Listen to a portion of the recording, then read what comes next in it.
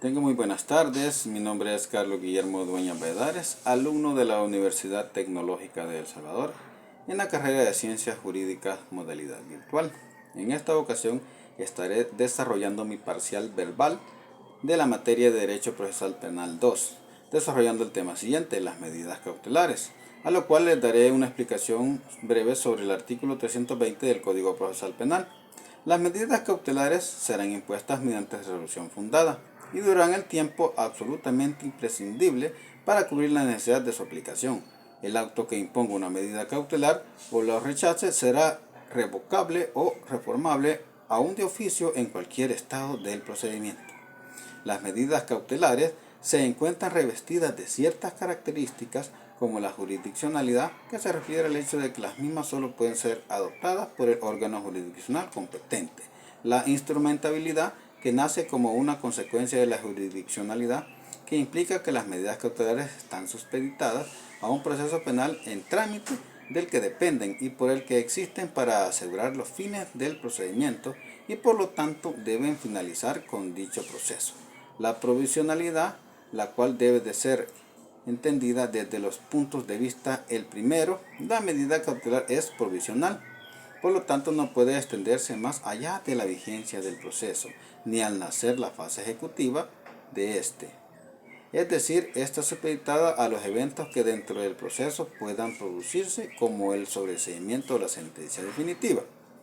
Consecuentemente, nunca llegan a adquirir la calidad de la cosa juzgada, siendo posible su modificación en cualquier momento del proceso, siempre y cuando sea posible su procedente. Las medidas cautelares son disposiciones judiciales que dictan para garantizar el resultado del proceso y asegurar el cumplimiento de la sentencia, evitando la frustración del derecho del solicitante derivada de la duración del mismo. Como su nombre lo indica, constituyen modos de evitar el incumplimiento de la sentencia, pero también suponen una anticipación a la garantía constitucional de defensa de los derechos al permitir asegurar bienes, pruebas, mantener situaciones de hecho o para ayudar a proveer la seguridad de personas o de sus necesidades urgentes. Las medidas cautelares personales. Las medidas cautelares personales son instrumentos utilizados por el juzgador para asegurar la comparecencia del imputado en todas las etapas del proceso, entre las cuales podemos mencionar las siguientes: prisión provisional en el caso de delitos graves, detención con un plazo máximo de 72 horas cuando existe riesgo de fuga, libertad provisional con las condiciones que exige el juez, orden de alejamiento, prohibición de comunicación con la víctima o sus familiares. Continuamos con el tema medidas cautelares patrimoniales. Las medidas cautelares patrimoniales también son denominadas reales, las cuales están destinadas a asegurar el contenido preparatorio o resarcitorio de la sentencia, a fin de restablecer eficazmente y en la medida de lo posible el perjuicio irrogado a las víctimas del delito. Tales medidas pueden ser la fianza, la caución, los embargos, los depósitos, precintos, entre otros.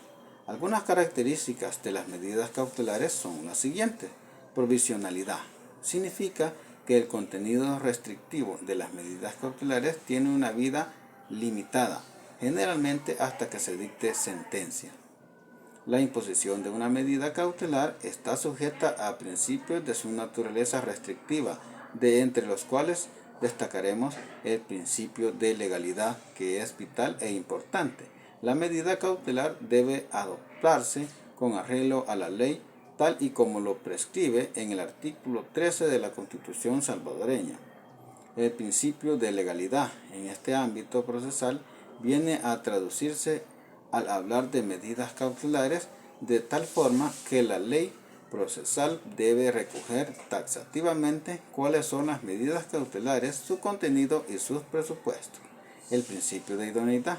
La idoneidad es todo aquello que es apropiado o adecuado para algo. Es de suponer que la medida cautelar debe ser apropiada para lograr el fin que con ella se persigue.